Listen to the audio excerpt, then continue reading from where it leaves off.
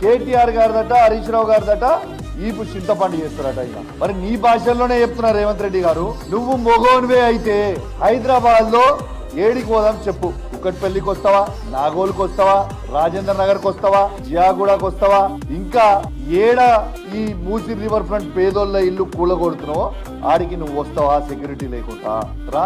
నువ్వు కేటీఆర్ గారిది, హరీష్ రావు గారిది ఈపు చింతపండు చేసుడు కాదు, ప్రజలు నీ ఈపు పుచ్చపండు చేయడానికి రెడీగా ఉన్నారు రా బిడ్డ.